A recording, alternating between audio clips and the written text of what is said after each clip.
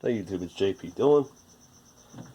Today we're going to look at a junky little transistor radio that I found in the stockpile of stuff. This is an ICT Solid State 10. You can see you can switch between AC and battery. It's made in Hong Kong. Not a whole lot of information I can find on it. You think that this case comes apart, but other than these two screws that open the back up, it doesn't really come out of its case. It's light as a feather. I assume it's very cheaply built. It's AC/DC, and I have no idea whether it works or not. It was just pulled out of a pile of stuff. So without further ado, let's plug it in and see if it does anything.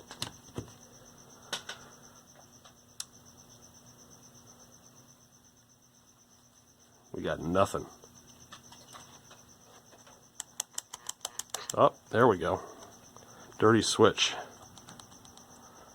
Let's clean the dirty switch.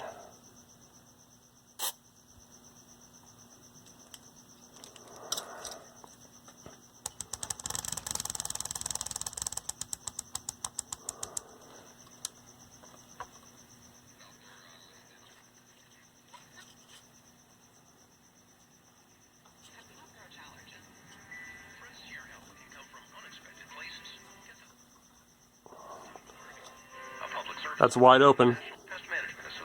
Not very loud. Yeah, not very loud at all.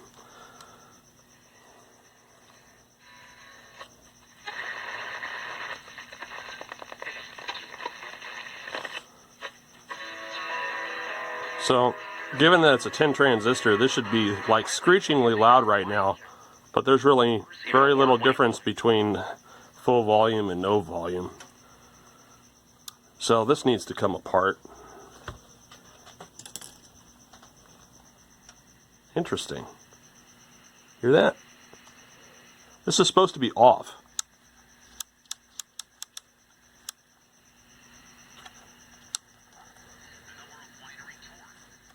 Yeah. The power switch is not disconnecting. How weird. Okay. Let's take it apart. So we need to find out why our audio is so quiet and why it's not turning itself off. But as you can see, there's the inside. There's your little power transformer there. Let's see if we can take this out of here without it completely disintegrating. Yes, no, maybe.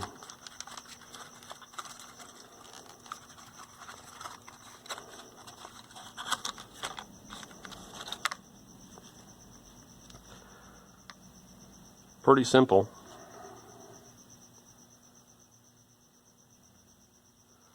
Looks like the board's held in with these screws here. I don't see any additional. So we just need to remove the two knobs. And then probably these things here to get this stuff out of the side. Let's see if I have a...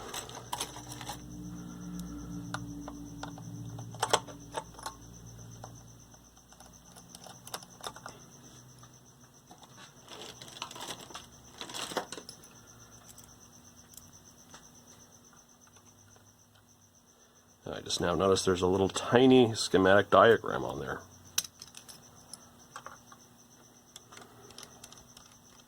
I suspect given there's very little volume and it's really tinny, there's probably some coupling electrolytic in the audio stage that's about dead.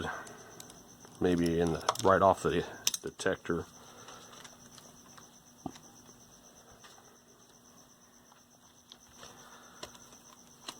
Let's see here. Oh, there's another one right there. Just wondering why that board wasn't coming out.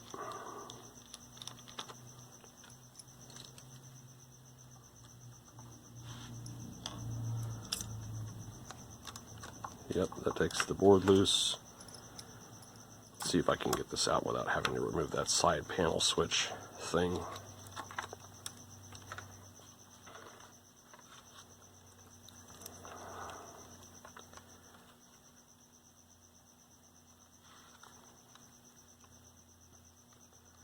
Yeah, so it looks like this here at the top, that's one side of your switch, and then the other side is here. And for whatever reason, that switch is not opening. I don't know if it's because the switch is stuck, because there's something else going on. Whack the camera. Let's just ohm it out real quick and see what it looks like.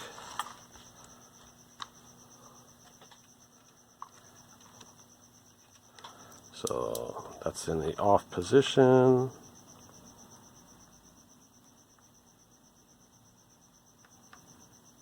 Really?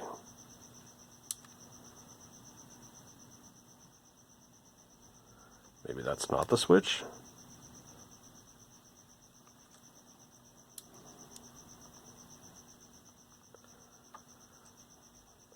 No, that's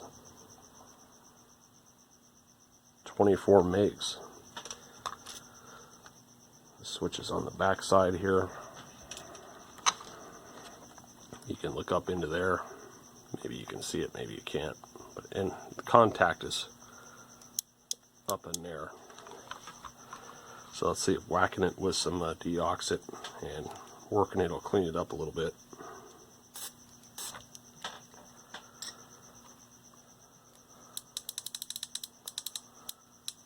But as we heard, even in the off position, the switch was still ineffective at muting the audio.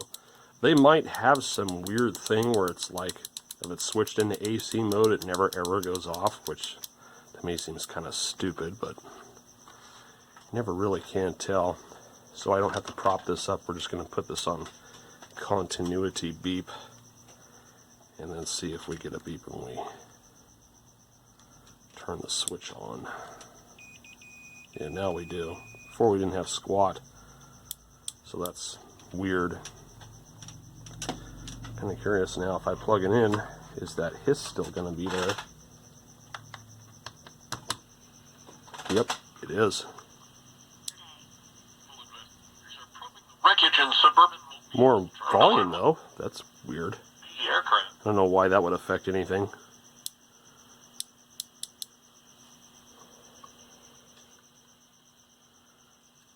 But it never fully disconnects.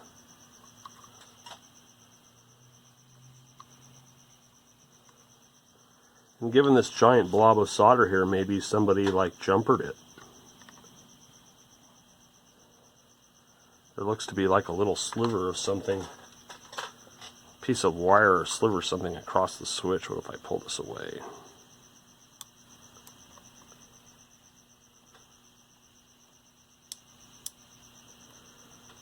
Like somebody jumpered it.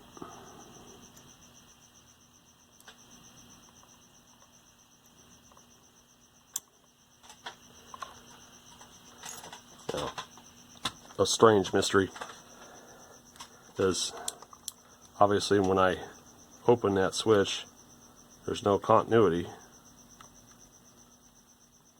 and then when I close it,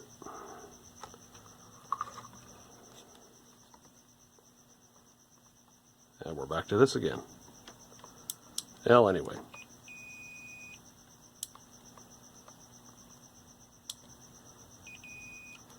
How weird. Yet there's always sound there. Just going to ignore that for now because that's strange. You've got this little... Let's see if we can get this camera positioned where you can see it a little better. And then maybe a little additional light. Sure, why not? You've got this trace here, which has been jumpered by somebody. Not sure what this is about.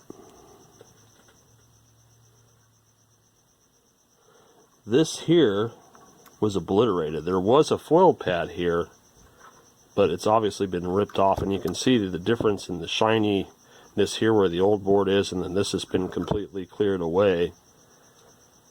So that's kind of bizarre. I'm not sure why this switch would...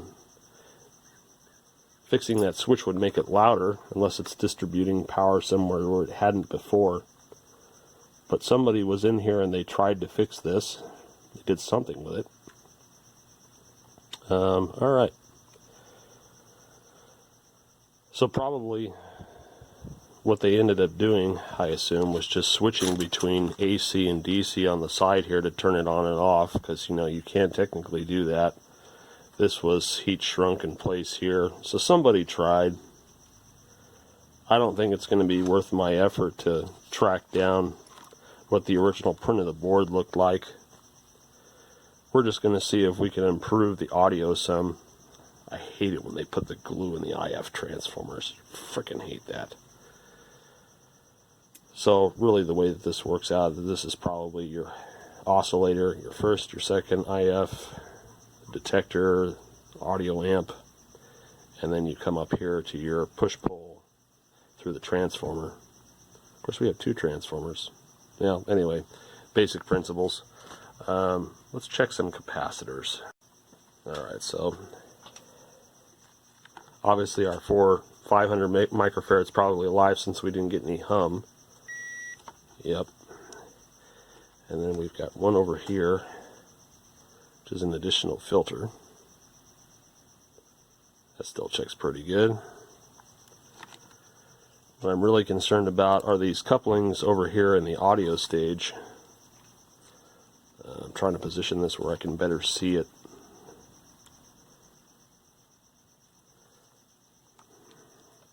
Like this here that he replaced.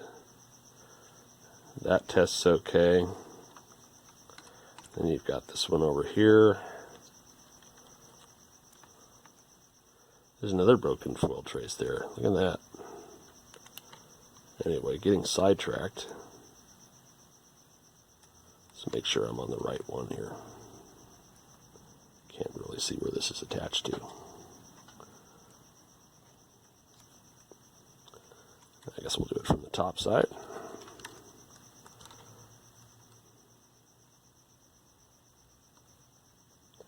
That's not very good. What are you supposed to be? 200 microfarad. That ain't no 200 microfarad. And that looks like it's going directly to the base of this transistor here. So this, we're definitely going to mark that for elimination, replacement. Because that reads like about a 1 microfarad. And that's probably killing our sound to the output stage. Let's see what else here. Got these transistors here. It's weird that they have this little jacket with coloring on them. It's probably meaningful. And then we didn't check this guy here.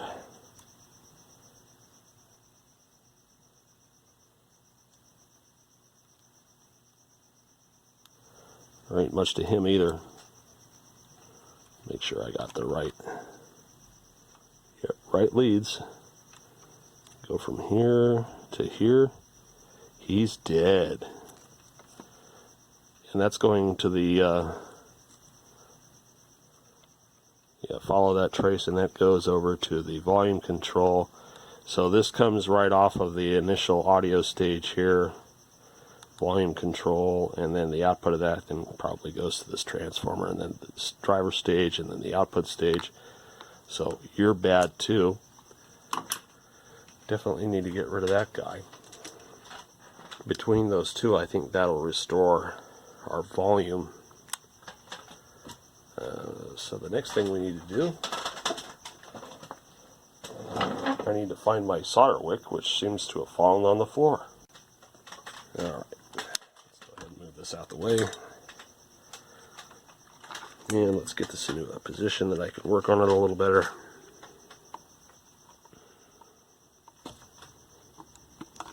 Without burning a hole in the case.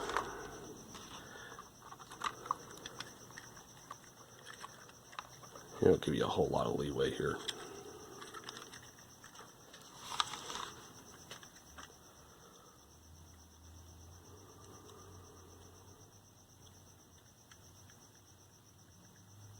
We're going to go ahead and desolder this guy.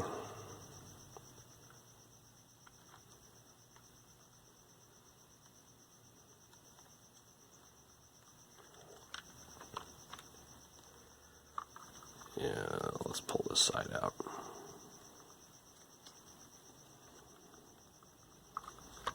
Okay, you look like a 5 microfarad at 12 volt.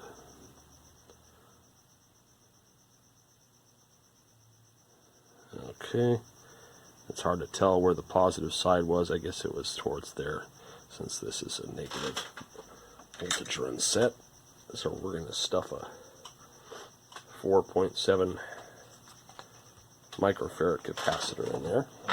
Go grab that. Okay.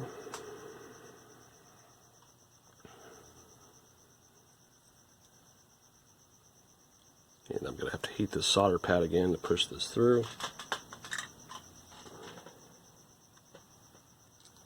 There we go.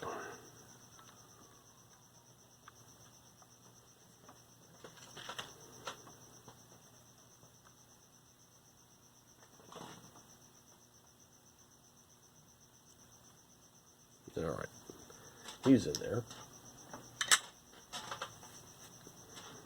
And then we'll replace that 200 microfarad job.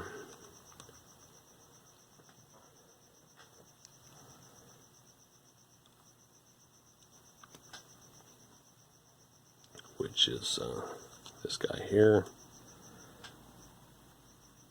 Yeah, that goes right to the base of that first audio transistor in the output stage, that push-pull thing there.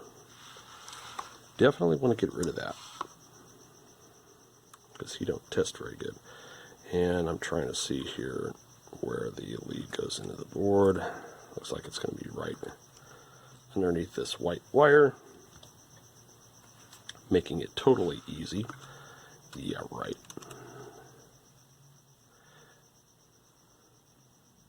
There's a green wire here that's come loose from something, which goes to the headphone jack. I didn't even see that one there. When did that happen? Yeah. So that just may have killed our sound. I'll have to figure out where that goes.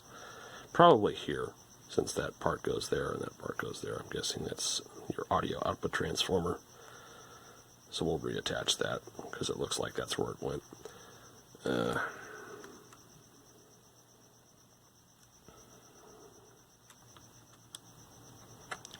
why I hate having these things on extensions.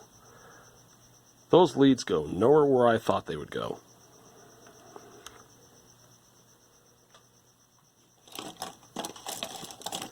Let's see, I'm almost tempted to just clip this out of here, just so that I can easily pinpoint where the leads are going to go. Because I'm pretty visual guy. Alright, so positive goes this way.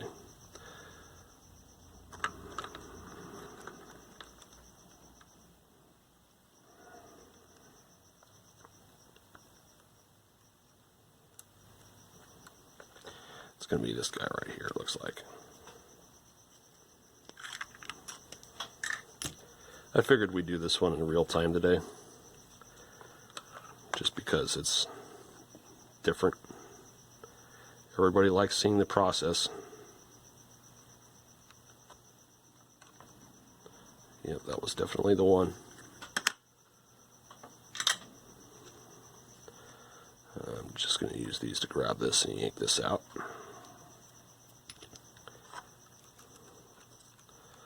So there's that hole, and then there's this other one over here.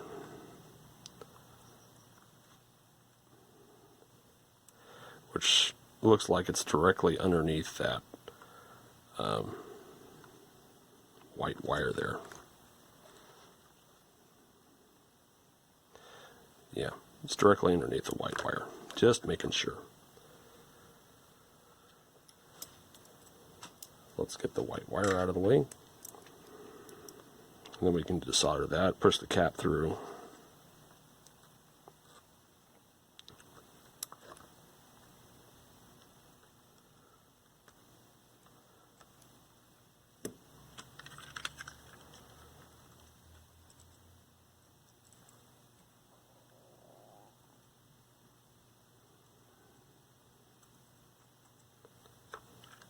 And there's the other lead of the capacitor.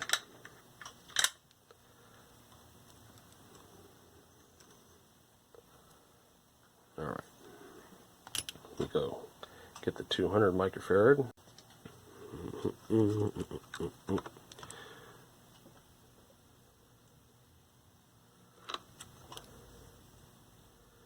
Alright, so that lead went there.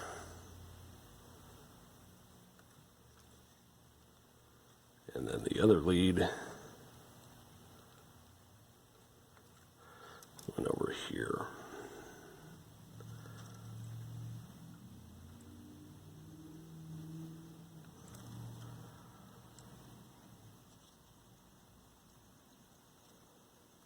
And what I'm going to do is trim this a little bit before I solder it, so that we have a better surface to solder that white wire back to, since the foil trace here is kind of fragile. A little more reinforcement.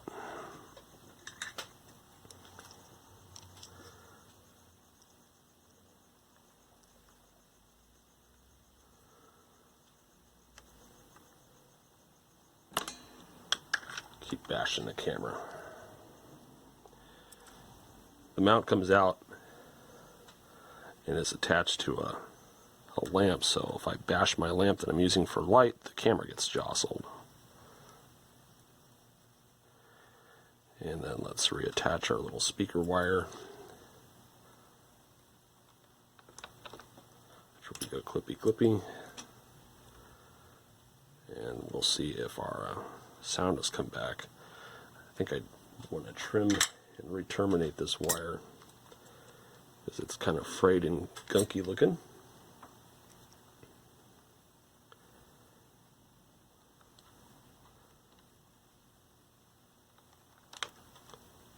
And I've murdered it. Well, the other side was all corroded too, so I guess we got to terminate both sides.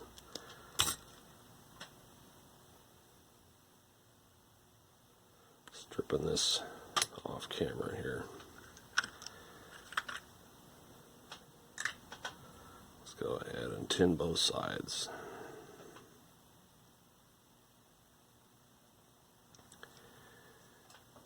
And where this was attached was back here on the headphone jack. Probably hard to see there, but let's apply some solder there.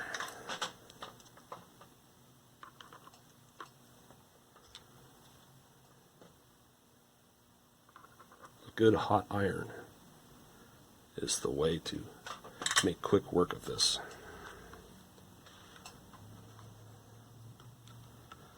Okay, we'll bring this back around and now reattach it to our solder pad where the output transformer is here.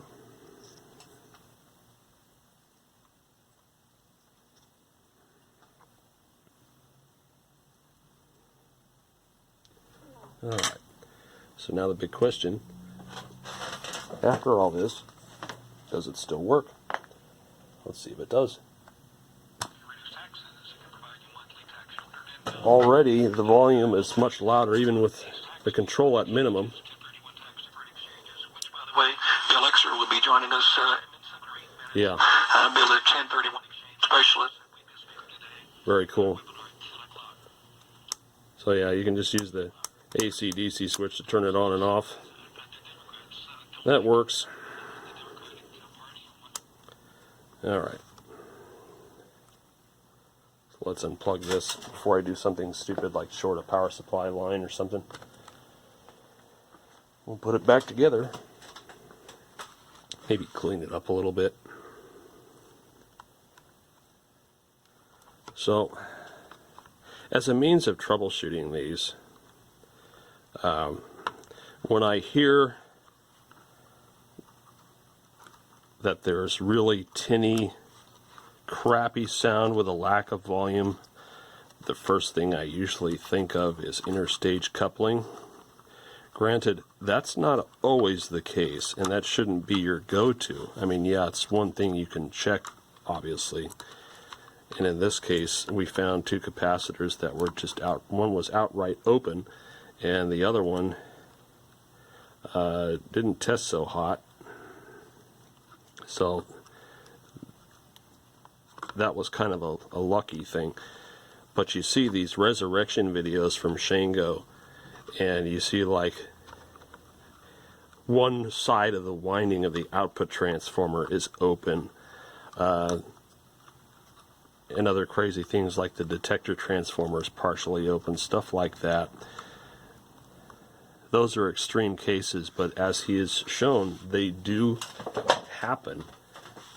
And sometimes there's a solution for it by robbing parts off of another radio, and sometimes there isn't. This one's already been kind of hacked on by whomever had it last. This is just a part of a lot of stuff that I got. And I figured, why not go through it? I'll have to see if it runs on battery power. Right now I'm just trying to get these screws back in here.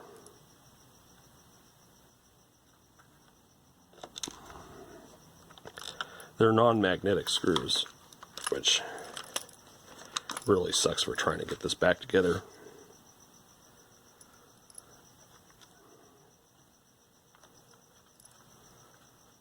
And then the clearance isn't here. I keep running into this wire that creeps up alongside of the transformer. That is making it difficult for me to put the board back in. So let's try this. And I push that out of the way yet again.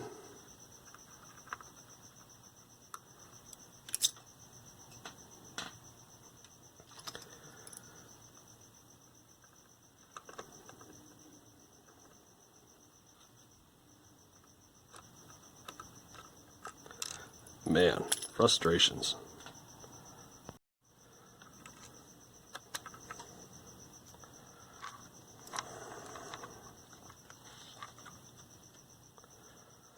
Let's see if I can nail this one in the middle. Got everything lined up. In theory, it should just do it. So far, I haven't had very good luck with any of these tiny little screws. This one looks like it's finally going to thread. We'll just get it in there, use it as a means to help line up everything else. So one thing is you never want to tighten down all the screws one by one. You get them all seated in there. Once they're all seated, then you tighten it down. Otherwise you burn a lot of time and frustration just trying to get everything back together. Having that center screw in there as an anchor definitely helps.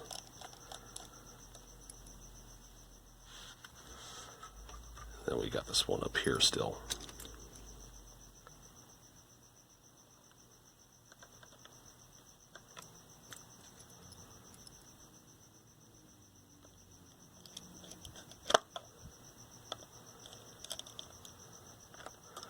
Alright, let's tighten all these down.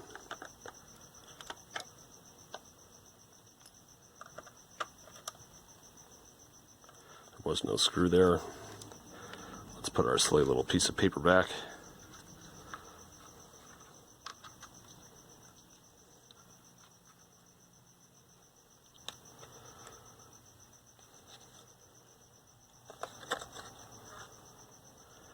Interesting.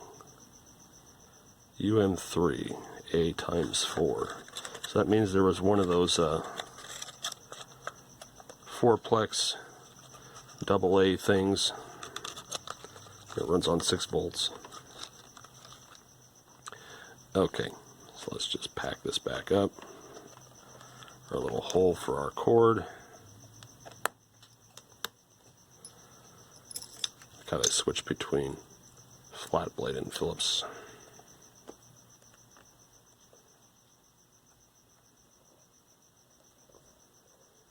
And of course, this isn't going to line up.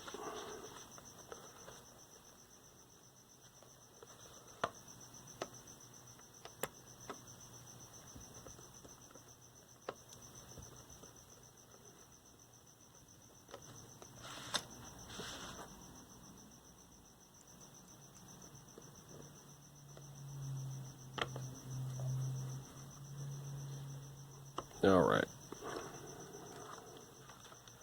Put our knobs back on.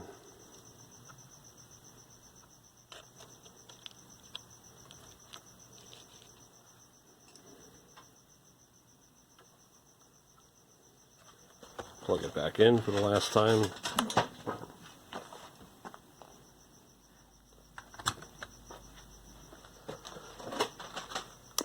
basis projected every month in your checking account. And hopefully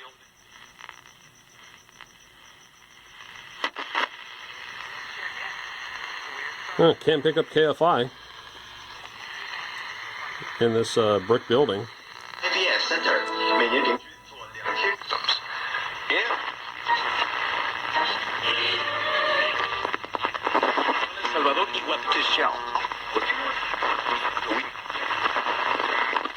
Committee of Congress and talking about the But yeah, it never. discussion of I could troubleshoot that if I could find a schematic and stuff for it, but when I can just do this, it really doesn't matter too much. I'll get one of those AA 6-volt holders. But there you go. Small improvements. Thanks for watching the video, guys. More stuff to come.